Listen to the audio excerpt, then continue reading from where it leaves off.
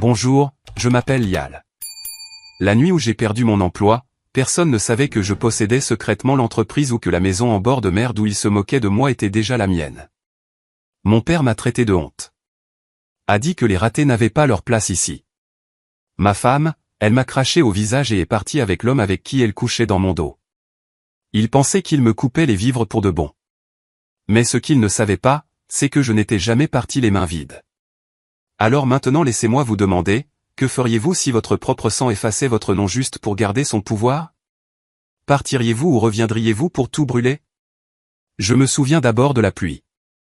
Elle avait cette lourdeur du sud, épaisse, patiente et cruelle. Au moment où je suis entré dans l'allée circulaire, le manoir Mercé brillait comme un mensonge poli contre la tempête. Mes chaussures étaient trempées quand j'ai atteint le porche.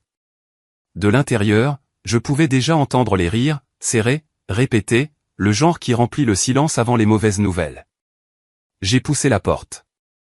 L'odeur d'agneau rôti et de vin cher m'a frappé en premier, puis les yeux. Mon père était assis au bout de la longue table en chêne, le dos droit comme une lame.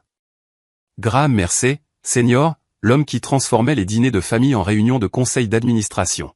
« Tu es en retard », a-t-il dit. Les mots n'étaient pas en colère. C'était un jugement déguisé en étiquette.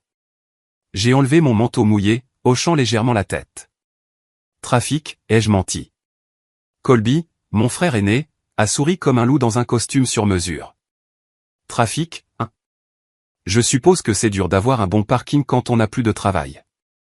La table a ri doucement. Un gloussement poli et empoisonné. La fourchette de ma mère s'est figée en l'air, ses yeux dardant entre nous, mais elle n'a pas dit un mot. Personne ne le faisait jamais quand Colby parlait. Je me suis assis en face de ma femme Renée. Elle était éblouissante comme toujours. Cheveux parfaits, robe parfaite, et un regard qui pourrait geler le feu. Elle n'a pas levé les yeux, pas même une fois. Pendant un moment, j'ai laissé la pièce bourdonner. La tempête dehors correspondait au rythme de mon pouls. Puis, parce que le silence avait commencé à pourrir, j'ai parlé. J'ai été licencié aujourd'hui. Le bruit des couverts s'est arrêté. La main de mon père s'est figée au-dessus de son verre. Licencié, a-t-il répété comme si les mots avaient un goût infect. Restructuration de l'entreprise. Ce n'était pas. Il m'a coupé en claquant sa main sur la table. Les ratés n'ont pas leur place ici. Personne n'a bougé. Même la pluie a semblé faire une pause. Le mot échec a flotté dans l'air comme de l'encens, brûlant lentement, remplissant chaque coin de cette pièce. Renée m'a finalement regardé, mais pas de la façon dont j'avais besoin qu'elle le fasse. Ses lèvres se sont courbées, non pas en sympathie, mais en quelque chose de plus tranchant. Je ne peux pas vivre avec un perdant, a-t-elle dit doucement, presque gentiment. Puis elle a tourné son regard vers Colby. J'aurais dû écouter ton frère quand il a dit que tu n'y arriverais jamais. La pièce a basculé. La chaise de mon père a raclé en arrière, fort comme le tonnerre. Fais tes valises, a-t-il dit. Tu as fini d'embarrasser cette famille. Colby s'est levé. Laisse-moi l'aider à sortir. Sa voix dégoulinait de fausses inquiétudes. Je me suis levé lentement, les pieds de la chaise traînant contre le sol. Mes yeux ont trouvé ceux de Renée à nouveau juste au moment où elle attrapait sa bague. Elle l'a fait glisser d'un mouvement lent et l'a laissé tomber dans l'assiette. Le cliquetis métallique était doux, mais c'était le son le plus fort que j'ai jamais entendu. Je n'ai pas parlé, je n'ai pas supplié. Au lieu de cela, j'ai glissé ma main dans ma poche et j'ai senti le métal froid du petit porte-clés phare.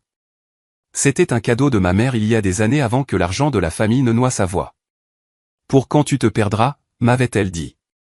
La pluie frappait plus fort maintenant. Colby m'a suivi jusqu'à la porte, me tapotant l'épaule comme un prêtre à des funérailles. Sans rancune, petit frère, a-t-il dit. Je me suis tourné une fois avant d'entrer dans la tempête. La maison derrière moi brillait d'or et de froid. Chaque fenêtre ressemblait à un œil qui m'avait déjà oublié. Le trajet de retour a semblé interminable. Les essuie-glaces combattaient la pluie, et le monde se brouillait en traînées de gris. Je continuais d'entendre les mots de mon père, les ratés n'ont pas leur place ici, encore et encore jusqu'à ce que ce ne soit plus sa voix. C'était la mienne. Quelque part entre le domaine et la côte, je me suis arrêté à un feu rouge qui ne semblait jamais changer. Mon reflet dans le rétroviseur ressemblait à quelqu'un d'autre. Quelqu'un de dépouillé. Il avait raison, ai-je pensé. Pas de la façon dont ils l'entendaient. Je n'appartiens plus à leur monde. La pluie s'est adoucie alors que je tournais sur la route étroite menant à ma maison en bord de mer, celle dont ils ignoraient l'existence. Le portail s'est ouvert en grinçant. Le sable et le sel remplissaient l'air. Je me suis garé, assis là dans le noir, et j'ai ouvert ma main. Le porte-clés phare brillait faiblement à la lumière du tableau de bord. Une lueur minuscule était tue contre la tempête. Je l'ai serré plus fort, me penchant en avant jusqu'à ce que mon front touche le volant. Les vagues dehors sonnaient comme des applaudissements pour la tragédie de quelqu'un d'autre. Puis, à travers les dents serrées, j'ai chuchoté, voyons qui est le vrai raté. La tempête ne s'est pas arrêtée cette nuit-là. Elle s'est juste déplacée en moi. Je n'ai pas beaucoup dormi. Juste dérivé, écoutant les vagues rouler contre le rivage comme si elles essayaient de laver quelque chose de la terre. Au moment où le soleil a percé, sa lumière a frappé les planches du sol de ma petite maison de plage comme une excuse silencieuse. Je me suis assis lentement, toujours dans les vêtements d'hier, tout raide, mon corps, ma fierté, mon esprit. La machine à café gargouillait en arrière-plan, et l'odeur m'a donné une raison de bouger. Je me suis versé une tasse et je suis sorti, pieds nus, sur le sable, encore humide des coups de la nuit. L'air était plus clair qu'il n'avait le droit de l'être. La paix n'est pas gratuite, ai-je murmuré dans la brise salée, serrant la tasse chaude à deux mains comme si elle pouvait me maintenir entier. Cet endroit. Il ne faisait pas partie de l'empire familial. Aucun or Mercé ne l'avait payé. Il y a 2 ans, j'ai pris les économies qu'il me restait après l'une des réunions stratégiques les plus humiliantes de papa et j'ai acheté cette étendue de sable via une LLC qu'il n'a jamais pris la peine de remarquer. Je me suis dit que c'était un plan de secours. Il s'avère que c'était la seule chose réelle que j'ai jamais possédée. J'ai passé la matinée à essuyer les fenêtres, à réparer la porte moustiquaire, à empiler du bois de chauffage. J'avais besoin de bouger, pas pour la maison, pour moi-même. Le silence peut ressembler à une guérison ou à une punition, selon le jour. Vers midi, j'ai démarré mon vieil ordinateur portable. Il avait de la poussière dessus pour avoir été intouché pendant des mois. Je me suis connecté et j'ai trouvé le dossier que j'avais tranquillement créé il y a 3 ans. Document MAV. À l'intérieur se trouvaient des contrats, des emails, des diagrammes de prototypes, horodatés et signés. J'ai décroché le téléphone et appelé Mav. Elle a répondu à la 2e sonnerie. Lial. Sa voix était prudente, presque comme si elle s'attendait à de mauvaises nouvelles. Ils pensent qu'ils m'ont coupé les vivres, ai-je dit calme maintenant. Ils n'ont aucune idée. Elle a expiré quelque chose comme un sourire derrière. Je me demandais quand tu appellerais. J'ai toujours le disque dur. Tous les premiers documents, signature NDA, même ton nom sur les dépôts de brevets bêta. Tu as gardé tout ça. Je savais qu'un jour tu aurais besoin de prouver que tu étais plus que ton nom de famille. J'ai regardé vers les vagues. Je passerai demain. Je veux des copies de tout. Si je dois reconstruire, je ne pars pas de zéro. Bien, a-t-elle dit. Il est temps que tu réclames ce que tu as construit. Après l'appel, je suis juste resté assis là. Le soleil se couchait maintenant, une lumière chaude s'étirant sur le parquet. Je suis retourné dehors avec le porte-clés phare dans ma paume et j'ai regardé le vrai clignoter sur l'eau au loin. Cette lumière ne s'arrête jamais de clignoter, ai-je dit à personne. Peut-être qu'elle se moque de moi. Ou peut-être qu'elle me défie de recommencer. Les jours passaient lents et calmes. Je n'ai pas allumé les nouvelles. Je n'ai répondu à aucun message. J'ai peint un cadre de porte, rejointoyé les carreaux de la salle de bain. Chaque petite tache ressemblait à de la colle maintenant un homme fissuré ensemble.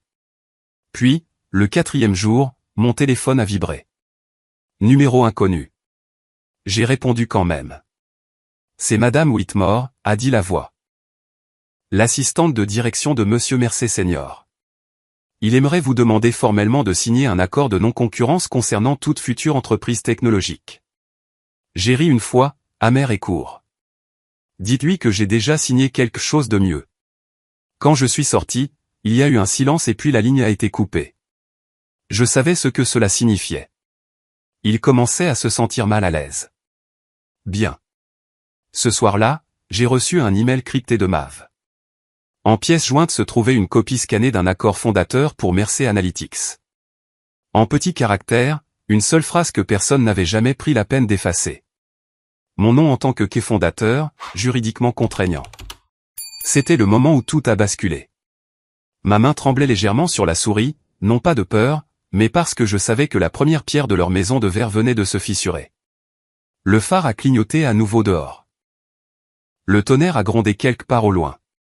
J'ai fermé l'ordinateur portable doucement, puis je me suis levé et j'ai marché jusqu'à la fenêtre. Il est temps de leur montrer ce qu'ils ont jeté, ai-je chuchoté. Le lendemain matin, le ciel était propre à nouveau.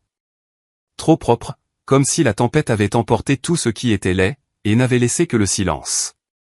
J'ai fait une cafetière, ouvert mon ordinateur portable, et il était là, un nouvel email assis en haut de la boîte de réception comme un serpent faisant semblant de dormir. Le nom de l'expéditeur, Jefferson & Cole, avocat. La ligne d'objet disait, formalité concernant les avoirs conjoints. Mon estomac s'est serré. J'ai cliqué. Cher monsieur Mercé, comment sait-il, veuillez trouver ci-joint les formulaires nécessaires pour finaliser la copropriété résiduelle entre vous-même et monsieur Colby Mercé. Ceci est une simple formalité. Aucun examen requis. Aucun examen requis. L'arrogance dégoulinait pratiquement de l'écran. J'ai ouvert la pièce jointe. Un PDF soigné et poli a rempli le moniteur. J'ai fait défiler lentement. À mi-chemin de la page, une phrase m'a arrêté net. Cet accord transfère la pleine propriété de Mercé Analytics, ses actifs et sa propriété intellectuelle à Colby Mercé. Mon nom était sur la ligne de signature, pré-rempli. J'ai laissé échapper un rire bas, le genre qui n'atteint pas les yeux.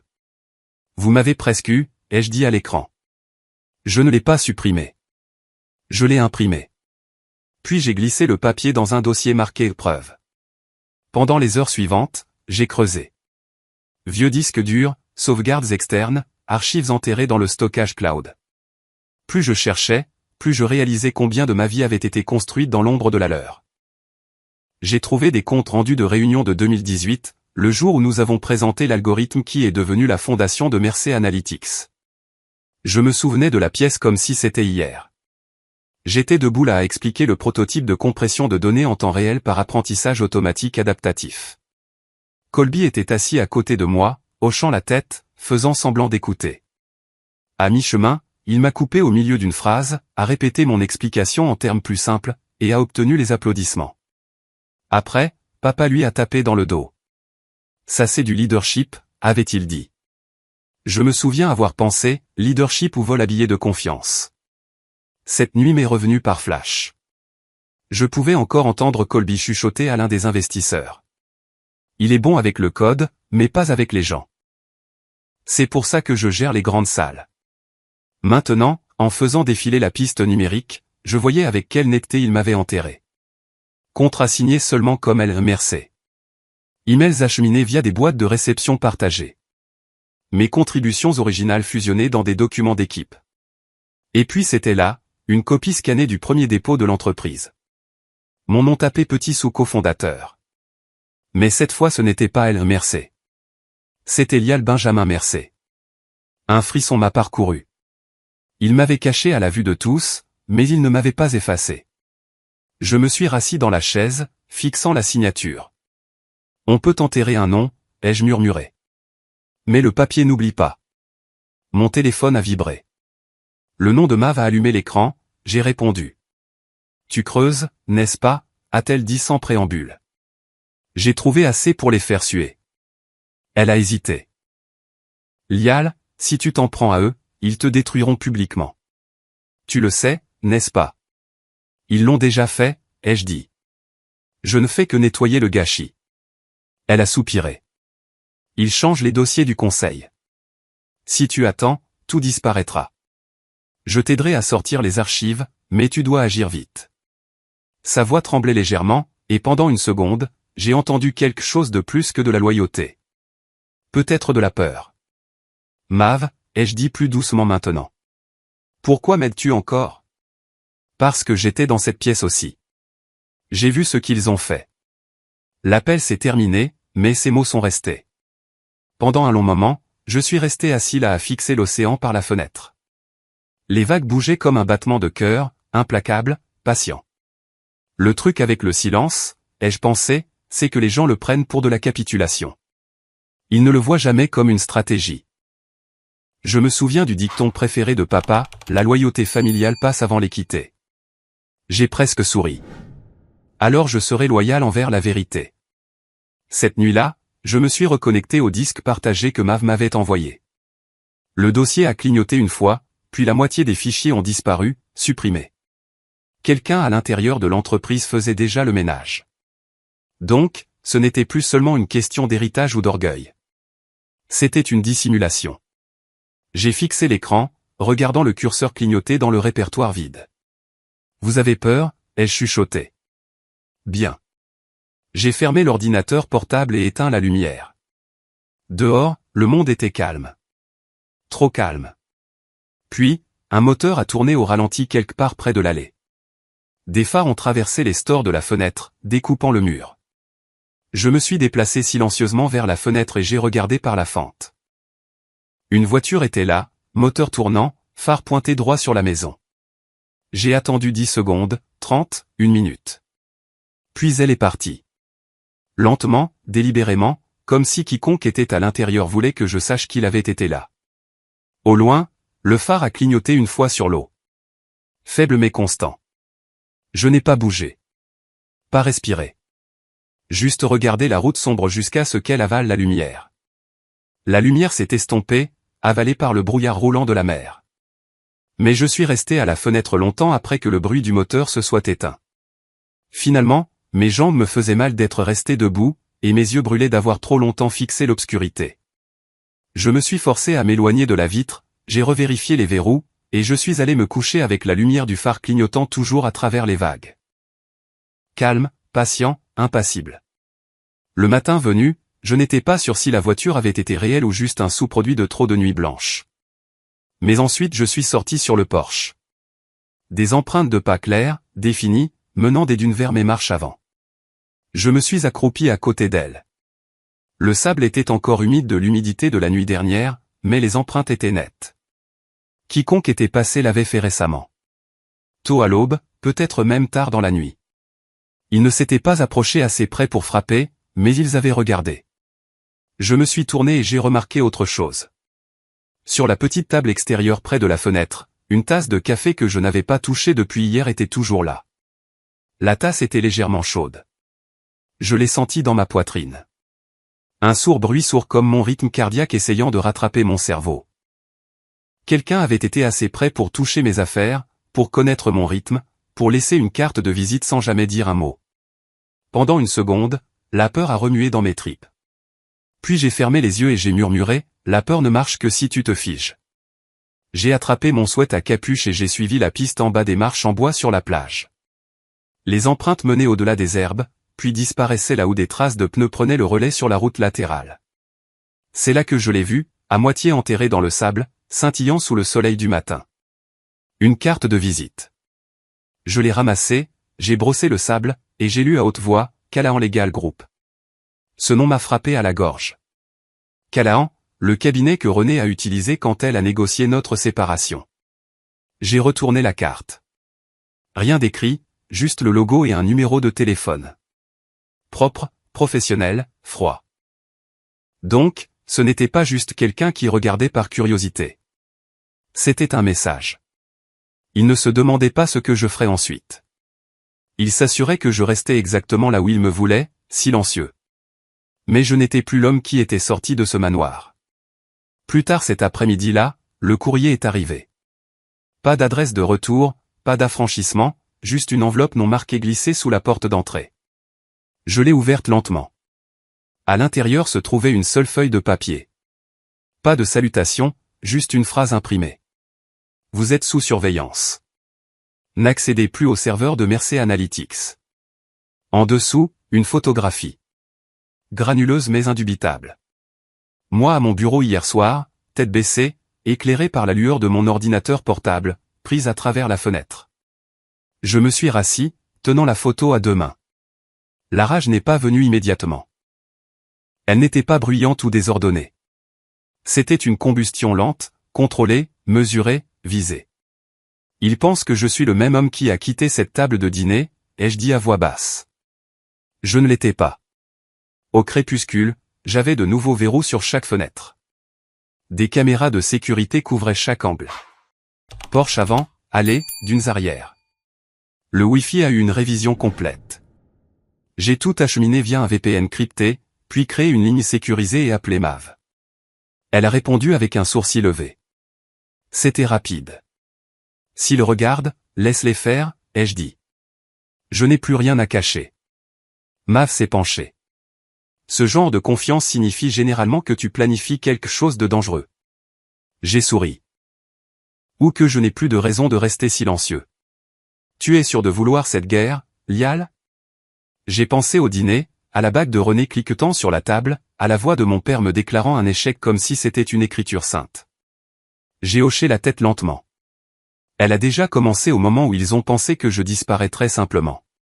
Quelques heures plus tard, j'ai entendu frapper. C'était le genre doux, trop poli pour être confortable. René debout là comme si elle était chez elle, comme si c'était juste une visite sociale. Elle portait un trench coat beige, coiffé, maquillage léger, discret mais précis. « Je viens prendre de tes nouvelles », a-t-elle dit d'un ton léger, entrant avant que je dise oui. Ses yeux ont scanné la pièce. « Tu as été occupé. Bel endroit. Dommage que ce ne soit pas vraiment le tien. Je n'ai pas mordu à l'hameçon. Tout ici est à moi, y compris le calme. » Elle a souri juste assez pour montrer qu'elle n'était pas ébranlée. Papa rédige des papiers. Il dit que tu deviens un handicap. Si tu rends ça public, tu perdras tout ce que tu penses avoir construit. Je me suis appuyé contre le cadre de la porte, bras croisés. Tu veux dire tout ce qu'ils ont construit sur mon travail? Elle n'a pas répondu, a juste marché jusqu'au comptoir, a pris le porte-clés phare, l'a tourné entre ses doigts. Ce vieux truc? Elle a souri en coin. Toujours accroché au symbole. Lial, je pensais que tu aurais dépassé ça maintenant. Je l'ai repris doucement. Certaines choses grandissent plus profondément quand tout le reste meurt.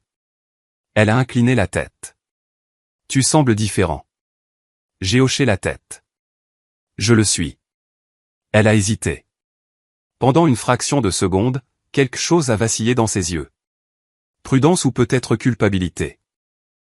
C'est là que j'ai demandé, voix basse. Tu sais qu'ils réécrivent les fichiers de l'entreprise, n'est-ce pas? Elle a cligné des yeux trop vite. Tu ne saurais rien à ce sujet, n'est-ce pas? Elle a levé les yeux au ciel. Tu es paranoïaque. Je me suis penché. Et tu es une mauvaise menteuse. J'ai tendu la main vers le bas, cliqué sur le bouton d'arrêt de mon enregistreur de téléphone. Il tournait depuis le moment où elle était entrée. Elle s'est figée. Bon retour, ai-je dit en ouvrant la porte. Elle n'a rien dit, mais son regard en arrière était plus tranchant que n'importe quel mot. Quand elle est partie, je suis resté à la fenêtre avec le porte-clés phare en main, sa petite lumière clignotant encore et encore. Tu viens de me donner ce dont j'avais besoin, ai-je chuchoté.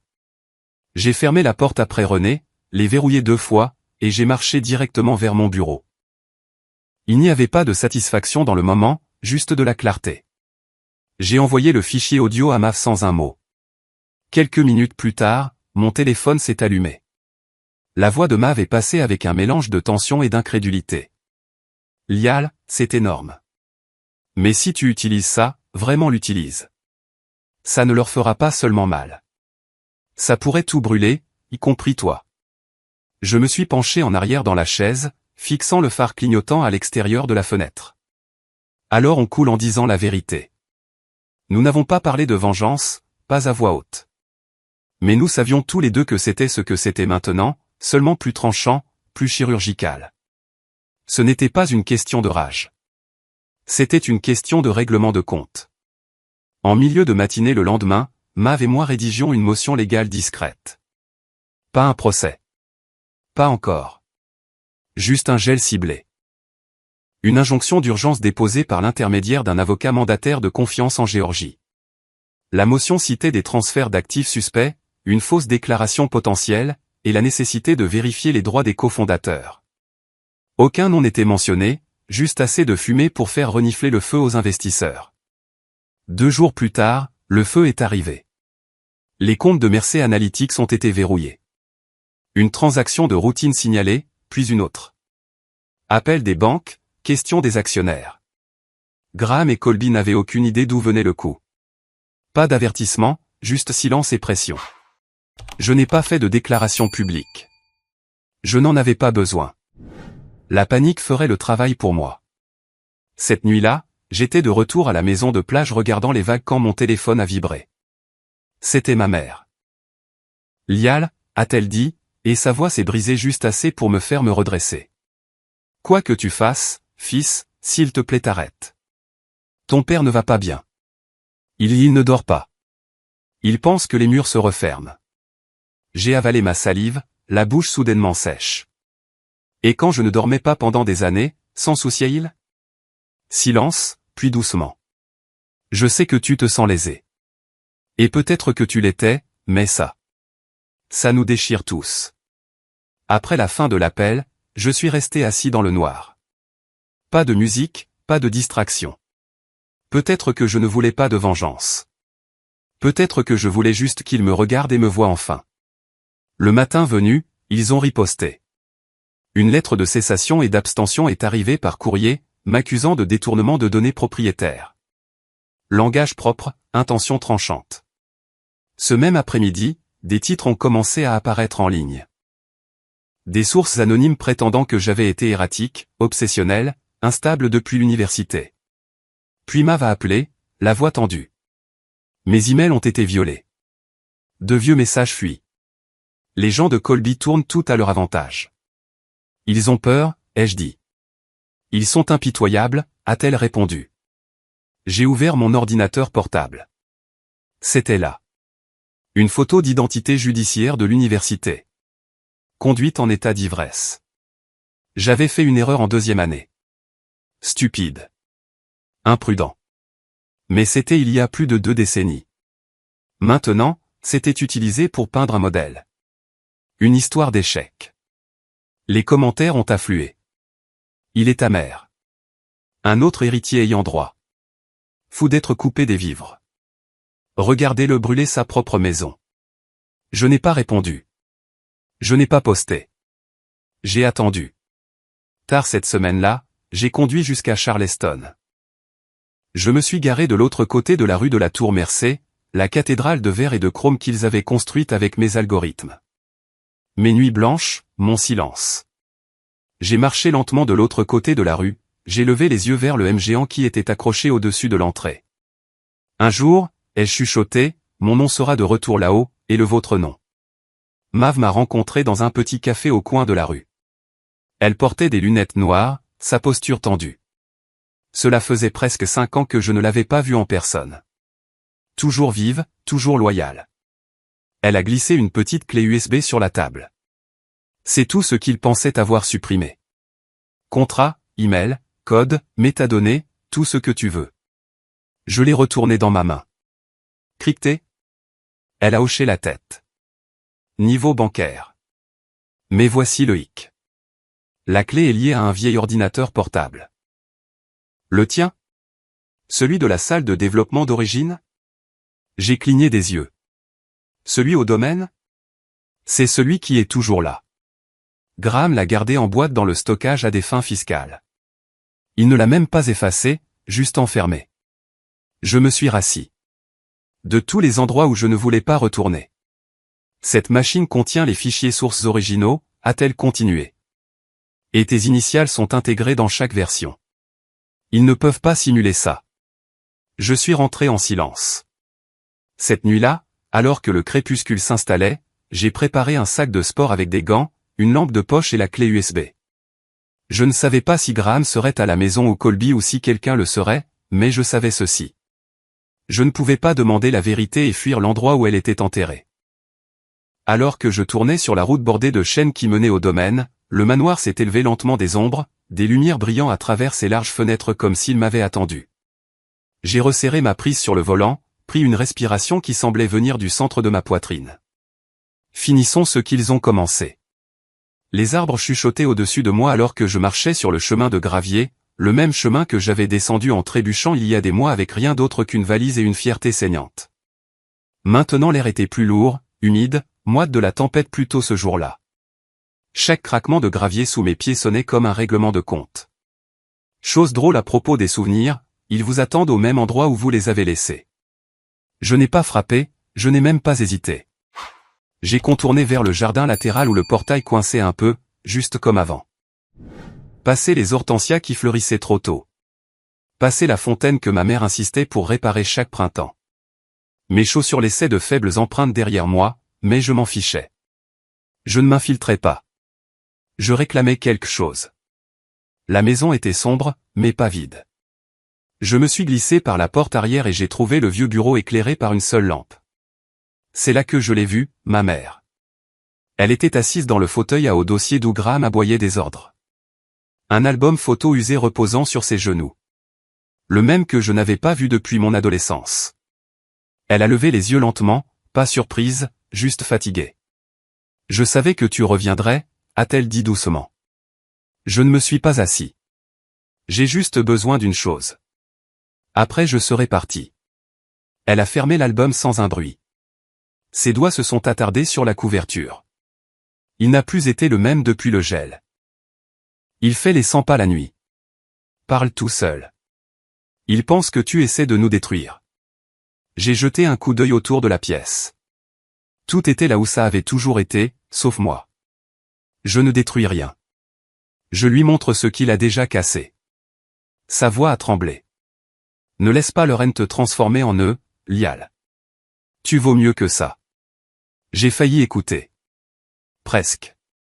Puis je l'ai vu sur le bureau. Le vieil ordinateur portable, boîtier noir, bord rayé. Mes initiales étaient à peine visibles sous la poussière. Je l'ai pris, branché. L'écran a clignoté pour s'allumer comme s'il m'avait attendu toutes ces années. Bien sûr, il était protégé par mot de passe. J'ai essayé les évidents d'abord. Mon ancien identifiant, ma date de naissance, rien. Puis j'ai fait une pause. J'ai tapé Benjamin. Il s'est déverrouillé instantanément. Caché profondément dans un dossier étiqueté planification de l'héritage se trouvait un seul fichier. Une extension .key. La clé de cryptage, mon code, mon nom, mon empreinte digitale sur tout ce qu'ils avaient essayé d'effacer. Je fixais encore l'écran quand des phares ont balayé les fenêtres avant. Une seconde plus tard, la porte d'entrée a claqué. Tu reviens ici en rampant comme un rat. Sa voix ne résonnait pas comme elle le faisait autrefois, mais elle coupait toujours. Graham se tenait dans l'embrasure de la porte, souffle lourd, épaules carrées comme si j'avais à nouveau 16 ans et avais oublié d'utiliser la bonne fourchette au dîner. Je savais que tu montrerais ton visage à la minute où on deviendrait silencieux, a-t-il dit. Tu penses qu'un morceau de code fait de toi un homme. Je me suis levé, stable, l'ordinateur portable sous le bras. Non, mais ça prouve que tu n'es pas Dieu. Ça a fissuré quelque chose en lui. Sa mâchoire s'est serrée, ses yeux sauvages. Tu n'as jamais été destiné à diriger cette famille, a-t-il crié, et les mots se sont déversés avant qu'il ne puisse les arrêter. C'est pour ça que j'ai supprimé ton nom, parce que tu étais faible. Je n'ai pas répondu. J'enregistrais déjà chaque mot. Mon téléphone reposait à plat dans ma poche. Micro ouvert. Son emportement, brut et sans filtre, est devenu la confession dont je ne savais pas que j'avais besoin. Il s'est approché, bouillonnant, mais ensuite une autre porte a claqué en s'ouvrant. Colby. Il a fait irruption dans le bureau, yeux rouges, mâchoire serrée. Tu penses que tu peux nous détruire avec tes petits tours? Tu penses que les investisseurs se soucient de ton histoire larmoyante? Avant que je puisse bouger, il m'a bousculé fort. Mon dos a heurté l'étagère derrière moi. Le bord d'un cadre m'a coupé la lèvre. J'ai goûté le fer. Il n'a pas frappé à nouveau. Il n'a pas eu à le faire. J'ai essuyé ma bouche et j'ai souri. Vous vous êtes déjà détruit vous-même. J'ai juste gardé les reçus. Je suis passé devant lui, pas vite, délibérément. Mon père n'a rien dit. Juste resté là, main tremblante, visage pâle. Je n'ai pas regardé en arrière. L'air de la nuit a frappé mon visage comme un baptême. Je suis monté dans la voiture, j'ai fermé la porte et j'ai démarré le moteur. Il pleuvait sur le trajet du retour plus fort que plus tôt. Le genre de pluie qui ne pose pas de questions, qui tombe juste. De retour à la maison de plage, je me suis séché, changé de vêtements, et j'ai placé l'ordinateur portable doucement sur la table à côté du porte-clés phare clignotant. Ils étaient assis côte à côte comme deux témoins silencieux. Maintenant j'avais la preuve et plus aucune raison de rester silencieux.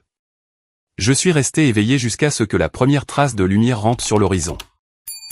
Les vagues frôlant le rivage comme si la marée essayait d'apaiser ce qu'elle savait qui arrivait.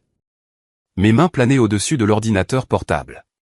Le curseur clignotait sur l'écran. J'avais déjà écrit le post. Les fichiers étaient zippés, étiquetés et liés. Avant de cliquer sur télécharger, j'ai joué l'audio une dernière fois. La voix de mon père, tremblant de rage, a résonné des haut-parleurs. J'ai supprimé ton nom parce que tu n'as jamais été destiné à diriger cette famille. Ça ne piquait plus. Pas comme avant. Ça sonnait juste creux maintenant, comme la dernière fissure dans un verre qui s'était déjà brisé. J'ai joint les documents justificatifs, fichiers de code source originaux, dépôt de quai fondateur avec mon nom légal, chaîne de mai montrant les modifications, les contributions effacées, tout. Puis j'ai tapé la légende. Mercer Analytics a été construit sur des mensonges. Voici la vérité. J'ai cliqué sur télécharger. Au début, rien. Juste le doux bourdonnement de l'océan et le cliquetis des vagues dehors. Puis les pings de notifications ont commencé. Lent au début, puis rapide. Des centaines, puis des milliers. À midi, chaque blog technologique majeur avait reposté le lien. Les journaux d'affaires ont couru avec. Le titre défilait sur les actualités nationales. L'Empire Mercer sous enquête. Ils ont joué le clip audio en boucle. La voix de mon père remplissant les écrans et les haut-parleurs à travers le pays. L'action a chuté si vite que j'ai pensé que le téléscripteur tomberait de l'écran. Je n'ai pas applaudi.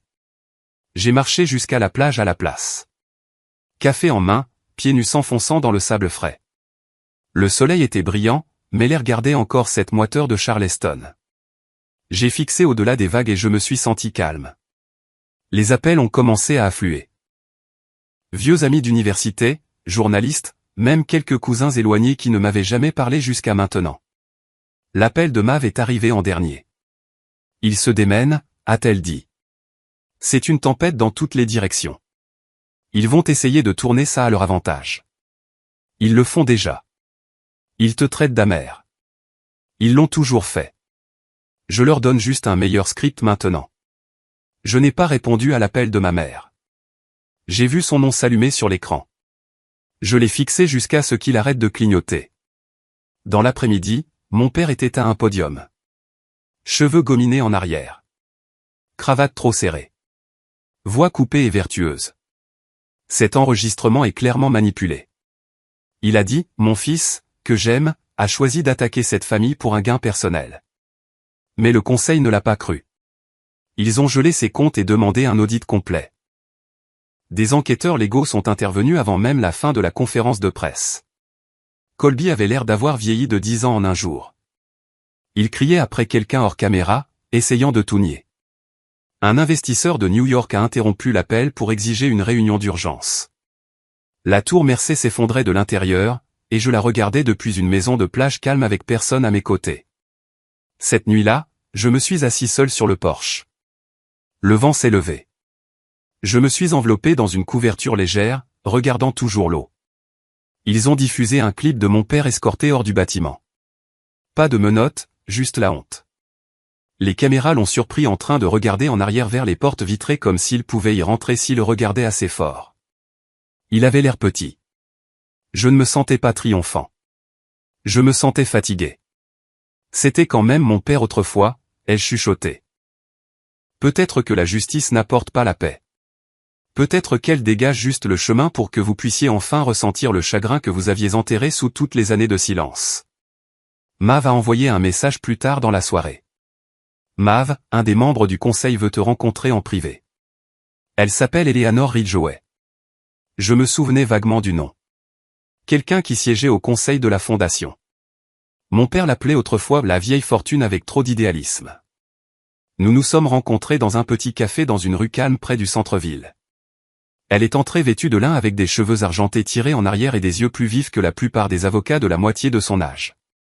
Elle ne s'est pas présentée, s'est juste assise et a dit, vous avez fait ce que la plupart des hommes n'osent jamais.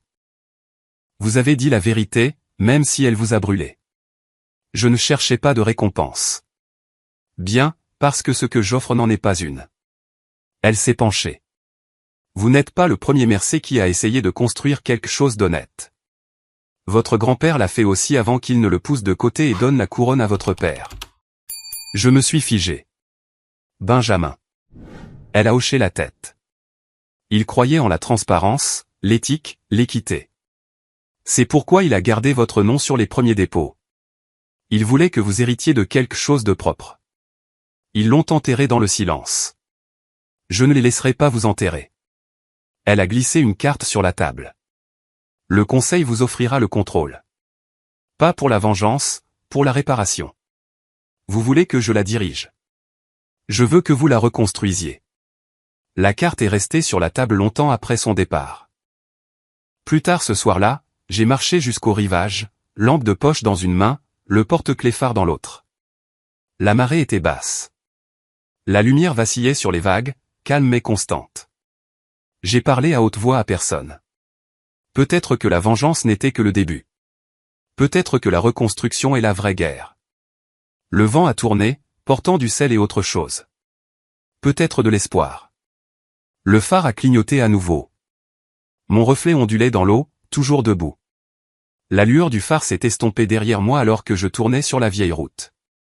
C'était la fin de l'après-midi, 2 jours depuis les retombées, et le soleil était bas, projetant de longues ombres qui s'étiraient sur le capot de ma voiture. Le trajet a semblé plus long que d'habitude.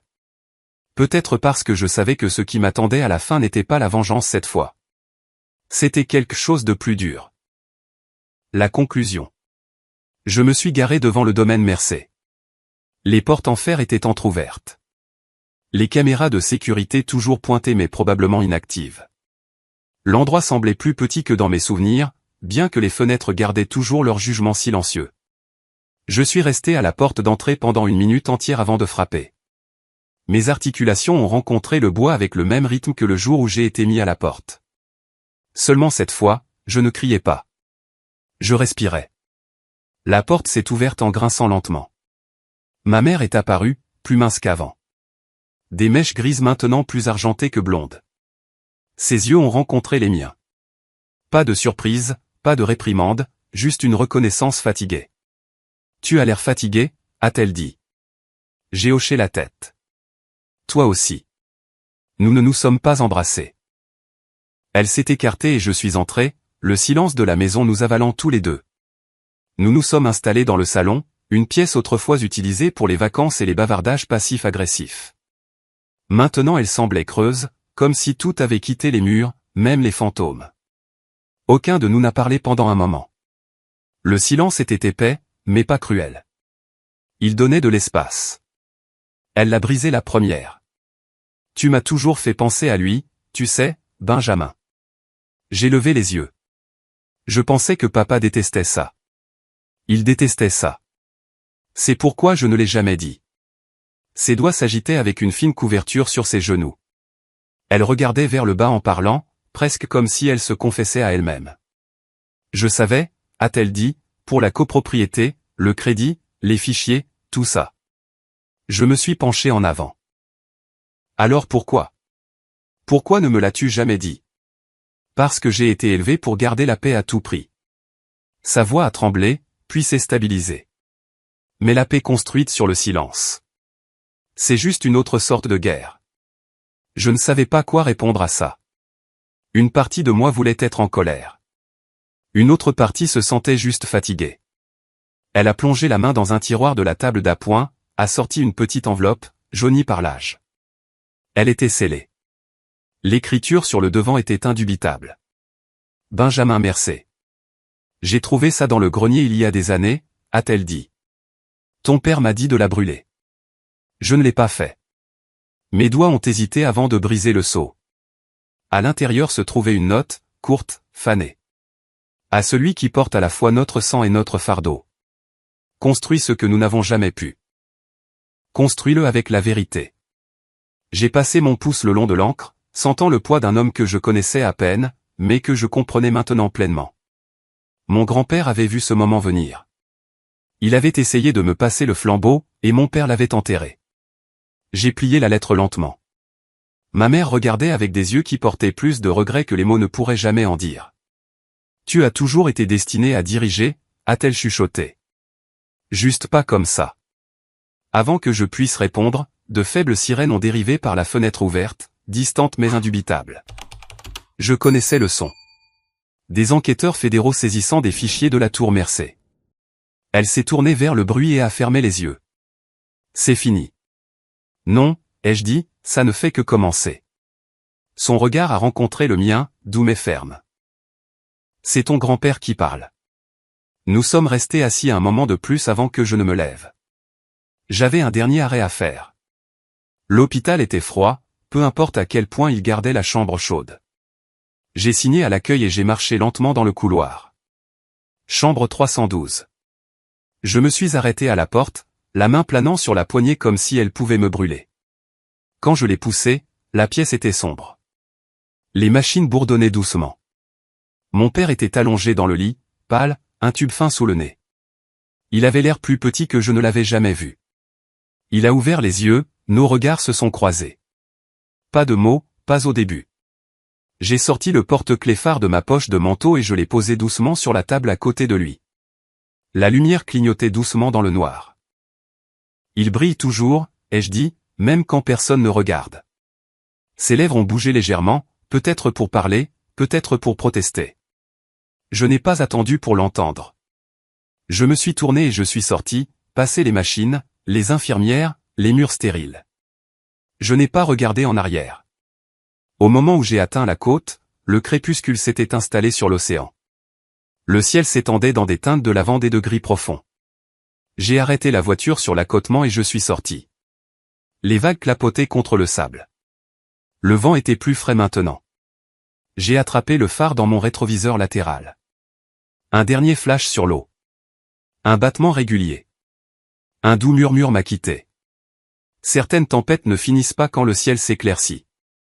Elles finissent quand tu décides d'arrêter de les porter. Je suis resté là un moment de plus, puis j'ai tourné la clé dans le contact et j'ai conduit à la maison. Je suis entré dans l'allée de gravier juste au moment où la première pointe de lumière a percé l'horizon. Le ciel est passé du bleu d'encre au rose doux, et pour la première fois depuis des années, l'immobilité ne semblait pas étouffante. Elle semblait méritée. J'ai laissé mes chaussures près de la porte, versé une tasse de café frais, et je suis sorti sur le porche. Le bois sous mes pieds était frais, mais pas froid. L'océan s'étendait large devant moi, calme et doré sous le soleil qui s'éveillait. Je me suis assis dans la chaise patinée, me suis penché en arrière, et j'ai juste respiré. Il fut un temps où je pensais que le bruit signifiait le progrès, que le chaos signifiait le mouvement. Mais ce matin-là, le silence ne faisait plus mal. Il s'est installé autour de moi comme une couverture. Il y a eu un doux bruissement à côté de moi. Le journal plié proprement sur la table, première page vers le haut. Restructuration de la famille Mercey sous une nouvelle direction. Lial Shah Mercey prend la barre. Je n'ai pas ri. Je n'ai pas pleuré. Je l'ai juste fixé. Laissé atterrir. Le nom qui avait été autrefois retiré du code trônait maintenant au-dessus du pli à l'encre noire. Je ne me sentais pas triomphant. J'avais l'impression d'être enfin sorti pour prendre l'air après avoir fait du surplace trop longtemps. La nuit où j'ai tout perdu était devenue la nuit où j'ai cessé de prétendre être quelqu'un d'autre. Je me suis souvenu du sol froid, de la porte claquée, du regard dans les yeux de Graham. Ça m'a brisé.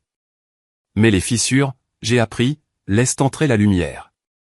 Ils m'ont traité de raté, ai-je murmuré à personne. Peut-être que je l'étais jusqu'à ce que j'arrête d'essayer de gagner leur jeu. Un coup doux a brisé le calme. Mav se tenait sur les marches du porche tenant une tasse de café et portant ce sourire familier. Je me suis dit que tu serais debout, a-t-elle dit en me tendant la tasse sans demander. J'ai fait un geste vers l'autre chaise, et elle s'y est enfoncée sans hésitation. Nous sommes restés assis comme ça un moment. Deux personnes qui avaient marché à travers le feu et en étaient sorties un peu carbonisées mais debout. Ils ont programmé la première réunion générale, a-t-elle dit. La semaine prochaine. Tout le monde est curieux, nerveux, mais plein d'espoir. J'ai hoché la tête. L'espoir est un bon endroit pour commencer. Elle a jeté un coup d'œil vers la pile de papier. Tu penses que les gens feront à nouveau confiance au nom Mercey? J'ai pris une gorgée. Peut-être s'ils voient un genre différent de Mercey. Elle a souri faiblement. Alors soit ça. Le soleil s'était complètement levé maintenant, projetant une lumière chaude à travers les fenêtres. À l'intérieur, le vieux bureau a attrapé la lueur. Le porte-clés phare était posé dessus, clignotant toujours régulièrement comme s'il ne s'était jamais arrêté. Plus tard cet après-midi-là, le courrier est arrivé. Parmi les factures et les brochures, une seule enveloppe a attiré mon attention. Pas d'adresse de retour. Juste mon nom et une écriture que je n'avais pas vue depuis des années, mais que je connaissais instantanément. Je l'ai ouverte lentement, une seule ligne à l'intérieur. Tu as eu raison de le construire à ta façon. J'espère que tu feras mieux que moi. Pas de signature, mais il n'y en avait pas besoin. Je l'ai posé à côté de la note de mon grand-père. Un homme m'a donné une fondation, l'autre un avertissement. Ensemble, ils étaient ma boussole. La marée était plus basse que d'habitude quand j'ai marché sur le rivage ce soir-là. Le sable était humide et frais sous mes pieds. Je me suis arrêté près du phare, entièrement restauré maintenant, son faisceau balayant régulièrement la mer. Je suis resté immobile, laissant le vent fouetter mes cheveux. Tu n'as jamais été ma punition, ai-je chuchoté. Tu étais mon rappel. Le vent a attrapé les mots et les a emportés plus loin que je ne pouvais voir. De retour à l'intérieur, je me suis assis au bureau et j'ai laissé le calme s'installer une fois de plus. Pas le lourd silence du chagrin, mais le genre qui remplit une pièce quand elle a enfin été débarrassée des fantômes. Et puis est venue la pensée finale. Celle qui attendait de faire surface depuis que tout a commencé. Parfois, les gens qui te brisent, ai-je dit à voix haute, sont ceux qui t'apprennent où tu es le plus fort. Je me suis penché en arrière. J'ai perdu mon emploi, mon mariage, mon nom de famille. Mais je me suis retrouvé debout ici seul, mais entier. J'ai regardé par la fenêtre, regardant les vagues déferler. Si on vous a déjà dit que vous n'étiez pas assez, ne gaspillez pas votre vie à essayer de leur prouver qu'ils ont tort. Construisez quelque chose de si vrai que leurs mots ne peuvent pas l'atteindre. Alors que le soleil plongeait derrière l'eau, j'ai fait une dernière promenade le long de la plage. Pas de caméra, pas d'annonce, pas de foule, juste moi. Le phare clignotait derrière moi, régulier et calme. Les vagues avançaient, et effaçaient mes empreintes une par une. Je n'ai pas regardé en arrière. Ils m'ont traité de raté cette nuit-là, mais en vérité, c'était la nuit où tout a commencé.